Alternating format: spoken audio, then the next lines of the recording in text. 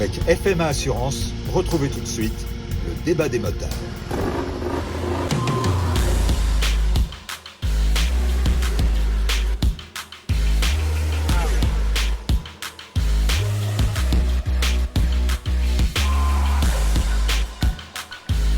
Bienvenue dans cette première édition du débat des motards. J'ai le plaisir aujourd'hui d'accueillir Adeline. Bonjour Adeline, bienvenue. Bonjour, merci de me recevoir. Avec plaisir, d'où viens-tu ? Je viens de la plus belle ville du monde, je sais que vous le savez. Ce n'est pas la capitale, c'est Marseille. En plus, je vois derrière toi une magnifique petite moto. C'est ta moto personnelle ? Exactement, c'est la moto avec laquelle je roule, c'est une Yamaha, une XJ600N qui a été customisée en café racer. J'accueille également Romain. Bienvenue Romain. Bonjour à tous. Merci, bonjour. Merci d'avoir accepté je m'appelle l'invitation. Romain, avec grand plaisir. Je viens de Melun, à côté en région parisienne, et je roule en Rocket 3 et en 660 XTZ, enfin le plus que je peux. Donc tu vas avoir 2-3 choses à nous dire. J'accueille également à vos côtés Aurélie. Bonjour Salut. Aurélie. Bonjour tout le monde. Alors Aurélie, Voilà. d'où viens-tu ? Alors moi, actuellement, je suis en Bretagne, mais non, je viens du 93, enfin j'habite entre le 93 et le Perche. Voilà. D'accord. Et pour faire tout ce trajet, tu roules sur quoi ? Alors, je suis quand même beaucoup plus sur les circuits, on va dire à 90% sur les circuits, donc je roule sur une Ducati Panigale V4. Et au quotidien, quand j'utilise ma moto pour justement me déplacer au quotidien, j'ai une Ducati Monster 696. J'accueille avec un grand plaisir David Dumain. Ça me fait très plaisir de revenir dans Sans Concession. Ça faisait un moment que j'y étais plus venu. Et puis, voilà, ça me fait plaisir aussi de participer au débat des motards avec des gens que je connais bien et que j'apprécie. Eh bien écoute, ça fait plaisir de te voir aussi David. Et maintenant, j'accueille notre invité d'honneur, le double champion moto Super Sport, Sébastien Charpentier, également ambassadeur FMA. Bonjour Sébastien, merci d'avoir accepté l'invitation. Bonjour à tous. Tout de suite, l'actualité.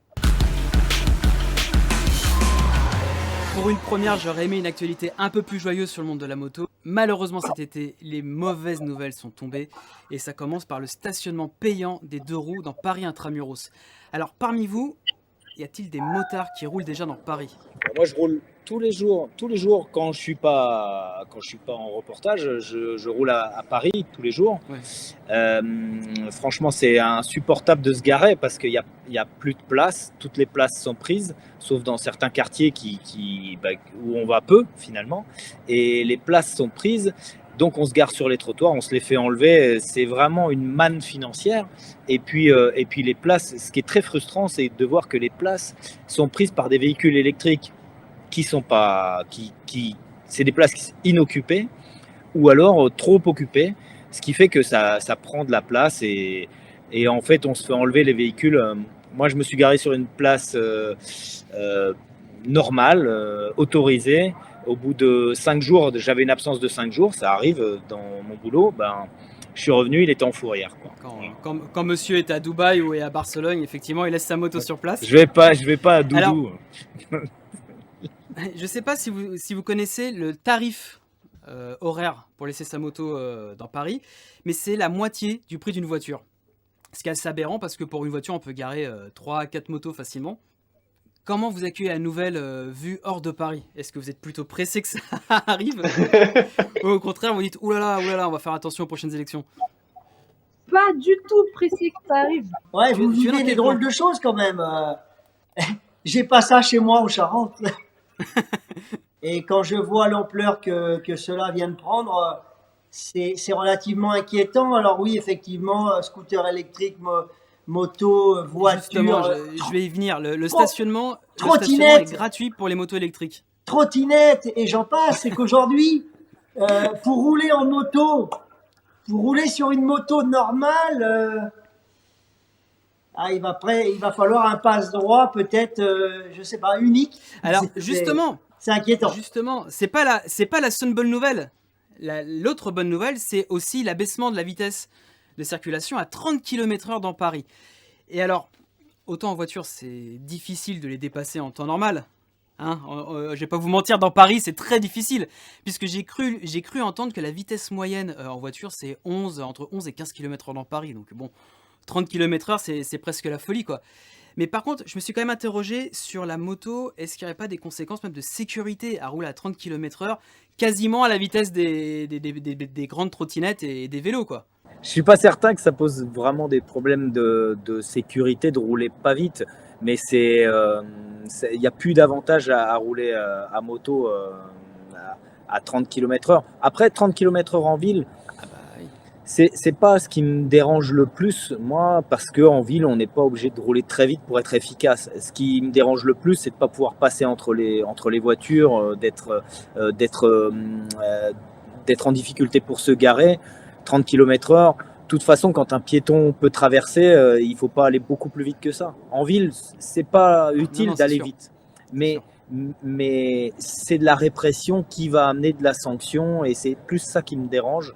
C'est des radars un peu qui vont se déclencher parce qu'on Bah, a tiré un peu la première ce dans une rue, et ce voilà. qui m'inquiète, ce qui m'inquiète, parce que c'est le cas aussi en voiture, du coup on a les yeux rivés sur le compteur, parce qu'on se dit merde, je suis à C'est 31 ce que j'allais te km/h. dire, David. C'est, tu vois, moi je sais que perso, sur la bagnole, je mets le régulateur de vitesse. Et même avec ça, par moment, j'arrive à me faire gauler. Tu sais, un point. Il y a plein d'endroits où tu passes maintenant, c'est 70 au lieu de 80 d'un coup. Tu vois.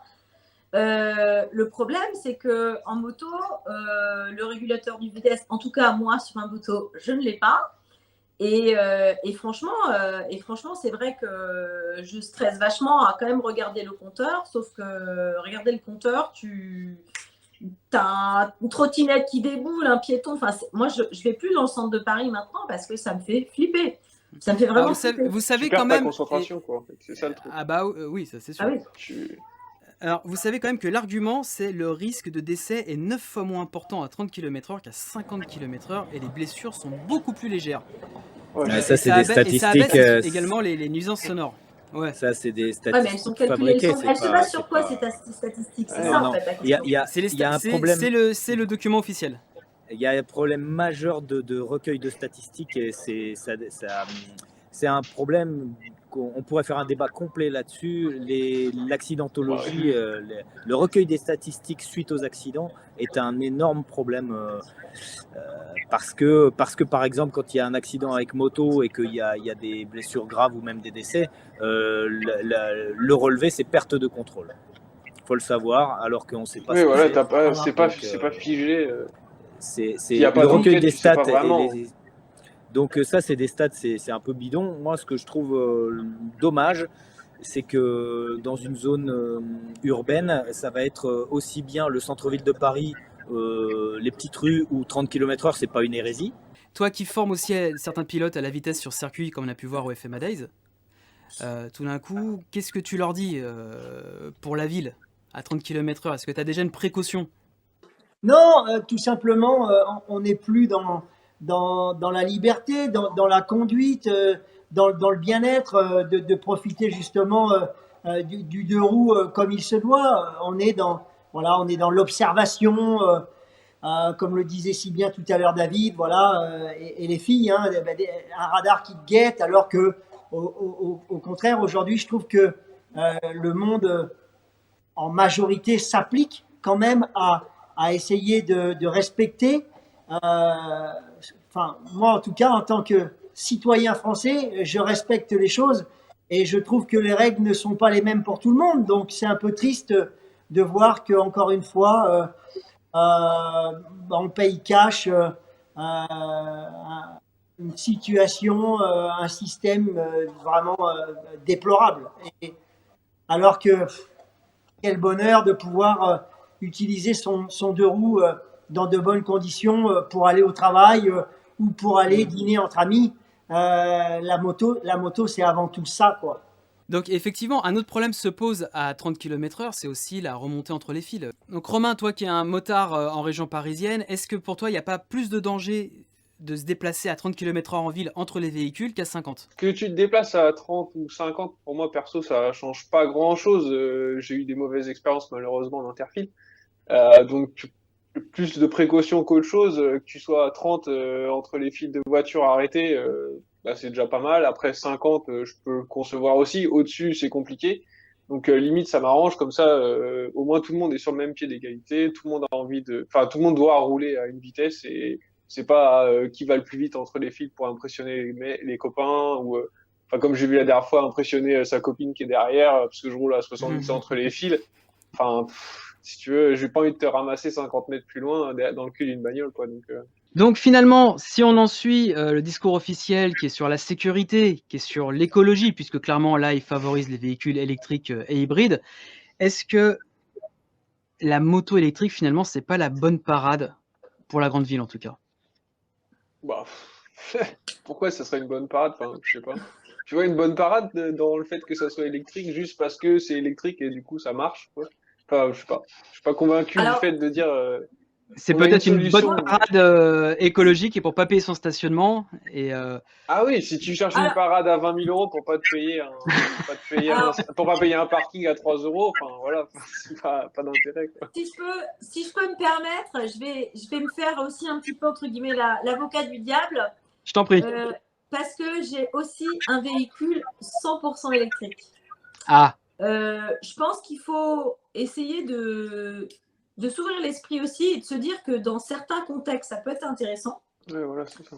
Mais de façon générale, le problème, c'est que tu sais comment ça se passe. En France, on a tendance un petit peu à trancher. Ça va être tout noir ou tout blanc et finalement à mettre tout le monde et tout type de véhicule un petit peu dans la même case. Ouais, Parce que ça. c'est plus rapide, que c'est plus simple pour eux et que ça leur coûte moins d'argent. Et c'est ça Ouais, le mais problème. après, tu vois, avec l'électrique, moi, je vois ça de mon œil de petit jeune, entre guillemets, où, en fait, on a dit aux gens, mes parents, tout ça, d'acheter du diesel parce que ça coûtait moins cher que l'essence, Ah bah oui. etc. Ouais, Tout à le fait. Et au scandale. final, voilà, et au final, maintenant, qu'est-ce qu'on fait? On leur dit d'acheter de l'électrique et des véhicules qui sont inachetables par la plupart Mais- des gens, à part s'ils s'en sortent comme il faut. Adeline, j'aurais aimé avoir ton point de vue. Quel point de vue Marseille a sur Paris avec toutes les nouvelles restrictions moto? Eh bien, mon point de vue, c'est que je suis bien contente que ça reste à Paris pour l'instant, parce que je t'avoue que si toutes ces restrictions descendent sur Marseille, je reconsidérerais sincèrement mon utilisation de la moto. Parce que ça enlève un grand chapitre pour moi de l'intérêt de la moto, qui est des raisons pratiques, hein. On va rapidement d'un point A à un point B, on se gare directement à côté de notre lieu de destination. Si en plus on enlève les interfiles, honnêtement, je pense que je mettrai la moto de côté si les restrictions pratiques sont aussi importantes que ce qui vous attend à Paris. Parce que le côté fun, je le conserverai sur le côté fun de la moto, je vais le conserver sur circuit, et le côté pratique, je le retrouverai à travers plutôt l'utilisation d'un vélo électrique plutôt qu'une moto électrique. Mon Dieu, alors c'est le moment d'arrêter. Merci beaucoup d'avoir réagi, vous tous, à l'actualité. Et maintenant, je vous propose de passer au débat des motards. Le débat des motards. Donc aujourd'hui, nous allons parler sécurité avec mes invités Sébastien Charpentier, Romain, Adeline, Aurélie. Il me semble que quand même la sécurité, c'est l'obsession du motard, peut-être après le custom. Et donc il est important d'en parler, d'en débattre. Sébastien, donc tu es ambassadeur FEMA. Est-ce que tu peux nous parler des FEMA Days? Qu'est-ce que c'est? Les FEMA Days, c'est simple, c'est une journée organisée donc par FEMA Assurance pour faire plaisir à tous leurs assurés. Une journée d'échange, de partage, de convivialité sur la sécurité, route et circuit, puisque on propose justement à tous ces assurés de pouvoir rouler sur un circuit magnifique comme Le Mans cette année, et d'autres surprises auront bien évidemment eu lieu dans les mois à venir pour 2022. Mais voilà, avant tout, bien s'équiper, que ce soit sur route ou sur circuit, avoir le bon casque, les bons accessoires, la bonne visière en termes de visibilité. On sait tous que c'est très important, que ce soit, là encore une fois, sur circuit ou sur route, d'avoir l'écran adapté, le casque à la bonne taille, avoir les gants vraiment Parce que que l'on a pour choisi. expliquer à nos spectateurs qui ne sont pas venus au FEMA Days ou qui n'auraient pas regardé l'émission précédente de Sans Concession, donc c'est une journée où ils viennent évidemment sur circuit et en plus ils ont quoi ils ont une formation Oui. à la sécurité, c'est ça? Il passe entre plusieurs mains dans la journée, hein, de différents instructeurs ou champions, comme j'ai pu l'être dans le passé, et mettre en avant justement toute mon expérience à profit pour les faire évoluer, progresser dans leur manière de s'équiper, de rouler sur route ou sur circuit. C'est ouvert à tous les niveaux. Il n'y a pas besoin d'être ou que débutant ou être que motard de longue date. Absolument, c'est ouvert à tous les niveaux, à toute marque. Et puis là, encore une fois, mettre à profit toutes ces années d'expérience. Aujourd'hui, en termes d'équipement, tout a grandement évolué. On n'aurait jamais cru qu'un jour, nous, qui aimons la moto, je répète à chaque fois, que ce soit sur route ou sur circuit, d'être équipés d'une si bonne et belle manière avec voilà, des vêtements stylés, mais en même temps d'une protection juste énorme comme l'airbag, qui est un élément important pour protéger tous nos éléments vitaux. Le fait d'être champion, de faire tout ça, tu es plus sensible à ça que le mec qui a acheté un scooter le matin et qui part avec sa veste et on lui a dit de mettre des gants parce que c'est obligatoire et un casque parce que c'est obligatoire aussi, quoi. Je voulais juste réagir un peu dans la continuité aussi de ce que vient de dire Seb, parce qu'on parle de sécurité, et là, je prends un petit peu la piste, entre guillemets, qui est aussi un petit peu mon univers. On parle de sécurité là. Indéniablement, l'équipement, c'est sûr, c'est ultra important. Seb, il s'est pris des gros cartons. Je pense qu'il sait il sait combien c'est important. Moi, c'est pareil. J'avais eu une grosse chute il y a quelques années qui a fait que je me suis arraché une partie de la peau et pourtant j'étais extrêmement bien équipée. Donc quand je vois des motards ou des gens en scooter qui sont en tongs et en machin, bon, ça me... Voilà, j'ai juste envie de descendre et de leur montrer l'état de ma cuisse, tu vois, 3 ans après. Donc, c'est indéniable, l'équipement est ultra, ultra important. Mais il y a aussi tout l'aspect aussi sécuritaire qui passe aussi par la formation et par la pratique. Voilà, justement, c'est là où je voulais en venir. C'est que au-delà d'avoir l'équipement nécessaire, il faut aussi avoir la connaissance de l'équipement. Alors, Adeline, on t'a croisé aussi au FEMA Days. C'est quoi, la première fois que tu y allais? C'était la première fois au Mans et c'était la première fois sur circuit. Et je pensais que j'étais déjà bien alerte sur les éléments de sécurité en moto. Et en fait, pas du tout. Par cette journée où on a eu 5 sessions quand même de pratique sur circuit, j'en suis redescendue à Marseille, à monter sur ma moto et à me dire, mais en fait, je me sens plus du tout en sécurité après avoir testé le circuit avec du mobilier urbain, avec tout le matos qu'il faut, avec cette espèce de plaisir. Je pensais que en moto, j'avais déjà vécu le bon plaisir de nos petits chemins dans le sud, et en fait, pas du tout. J'ai découvert complètement. Ça, c'est bon, ça fait plaisir à entendre, ça. Et comment tu es allé au FEMA Days? Tu as été invité ou tu y as été de toi-même? J'y suis allée de moi-même. D'accord. Moi-même, j'ai été informée de cet événement par ma belle-sœur qui travaille chez FMA Assurance, qui m'a dit, mais viens, tu vas voir, tu vas tester un truc génial. Je suis Bon tour de manège. ravie d'avoir participé. Et vraiment, là, j'en ressors en me disant, mais je crois que j'ai redoublé de vigilance aujourd'hui sur ma moto après avoir testé la FMA Days. Alors, c'est le projet initial de ces journées-là qui sont organisées par l'assurance. Et en fait, ça fonctionne. Parce que après avoir touché ce plaisir de circuit... Je pense qu'ils sont tous pareils. Dès qu'on a touché, c'est fini. C'est mort. Mais au-delà de ça, ça ne me donne pas pour autant plus envie de faire n'importe quoi sur la route parce que vraiment, je vois les poteaux comme étant des éléments qui peuvent découper des gens, je vois les trottoirs, je vois les gens qui traversent. Bah, tu prends la mesure des choses, quoi. Après avoir vu le circuit, je suis en hyper-vigilance dans la vie de tous les jours. J'aime beaucoup cet échange et ce discours. Ça fait redescendre tout le monde. Après, maintenant, je sais pas, entre les Honda Days à l'époque et FEMA Days, ça fait voilà, je vais dire presque 20 ans, et je vois les gens qui repartent épanouis, sereins, apaisés, et ils redescendent. Ils me disent, maintenant pour moi la route c'est, voilà, et L'enfer. c'est ça le but, c'est que sur route vous soyez encore plus vigilant et surtout aucune prise de risque. Aucune prise Et de risque. justement, je voulais te demander, Sébastien, une fois qu'il passe par les FMA Days, après, est-ce que vous avez des retours ou justement, comme Adeline, sur la route de tous les jours, après, les motards sont... Alors, est-ce qu'ils sont plus au courant du danger ou est-ce qu'ils sont plus confiants? Non, ils sont plus conscients. Conscients. Bien joué. Ils sont plus conscients. Et chaque année, on voit des personnes différentes, mais aussi ceux qui ont toujours été là. Ou ceux, par exemple, que je recroise, par exemple, le week-end dernier sur le Alp Moto Festival. Où, tu te rappelles, on s'était vu au FMA Days à l'époque à Crans-en-Ternois. Et les gens, ça les a marqués. Et en même temps, je répète, c'est vraiment une journée de partage, d'être à l'écoute, de pouvoir aussi comprendre que certains ont voilà, la poignée un peu légère et la tendance à vouloir aller vite.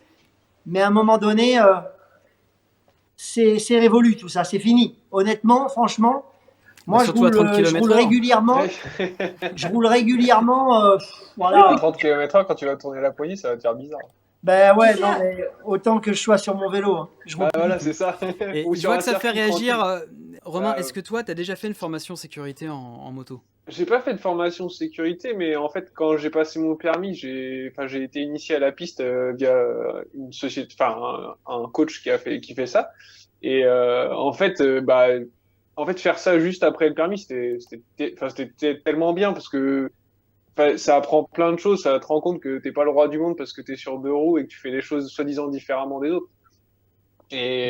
Et après, en fait, une fois que tu as testé, enfin, moi, je sais que j'ai testé, après, j'ai commencé à me mettre à la piste. Bon, question de budget et tout, c'est compliqué au bout d'un moment, mais ça va. Mais après, voilà, tu roules pas pareil, t'es plus conscient. C'est vrai que ce qu'a dit Sébastien, c'est vraiment, enfin, c'est conscient. Voilà, je pense que c'est le mot, faut pas enlever autre chose, quoi. Est-ce que vous pensez que, évidemment, à part passer le permis moto, est-ce que vous pensez pas que finalement, on devrait peut-être, éventuellement, imposer des stages de perfectionnement aux motards? Bien sûr.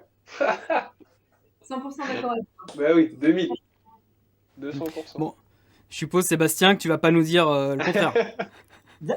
D'après vous, Et surtout leur faire comprendre qu'il y a un pont vraiment entre la piste et la route et que la piste n'est pas forcément faite pour des gens qui veulent faire de la compétition, tu vois, et t'es pas obligé d'en faire et d'avoir pour ça une moto sportive, que justement il faut la rendre accessible à tout le monde et peu importe son âge et peu importe sa moto. Parce que sincèrement, en fonction du circuit, en fonction des conditions dans lesquelles sont organisés le stage, du nombre de personnes et tout, tu peux vraiment faire rouler tout type de moto à partir du moment où c'est évidemment fait dans le cadre d'un groupe avec son niveau, etc. etc. Mais voilà, N'importe qui sur n'importe quoi. c'est important d'ouvrir et donc pas imposer, mais vraiment essayer de faire en sorte de sensibiliser, de dire aux gens, voilà, vous avez la possibilité de le faire, et ça n'est pas qu'à ce type de gens. Quoi. en tout cas, nous, on va continuer de travailler, d'améliorer ces événements, cet événement, pardon, qui vous plaît beaucoup apparemment. C'est pas une surprise et on en est vraiment heureux. Et justement, on va travailler beaucoup plus encore sur la sécurité avec le système d'airbag, avec, comme vous l'avez vu la dernière fois au Mans, la possibilité de choisir des gants de qualité qui soient ajustés avec, bien évidemment, une météo différente tout au long de l'année pour ceux qui roulent 12 mois sur 12. Voilà, il y aura plein de choses testées, je l'espère, tester les casques, les systèmes aussi d'airbag dans un avenir proche. Voilà, une étroite collaboration est en train de se mettre en place et on travaille avec Julien Boyer, qui est au marketing chez FMA depuis de longues années, tous les deux pour justement développer tout ça, pour que vous soyez vraiment ravis, voilà, dans le confort, dans l'écoute, et puis vous rendre votre quotidien moto encore plus sympathique chaque jour. Et ce sera le mot de la fin. Merci beaucoup à vous d'avoir participé à cette première édition du débat des motards. J'espère, vous qui l'avez regardé, vous avez appris des choses, et surtout n'hésitez pas à commenter aussi dans l'émission, sous l'émission. Donnez votre avis, et nous on est déjà impatients de vous retrouver. Merci beaucoup Romain, merci beaucoup Adeline, merci beaucoup Aurélie, et merci beaucoup Sébastien Charpentier d'avoir participé à ce débat. Merci à vous. Salut tout le monde. Merci.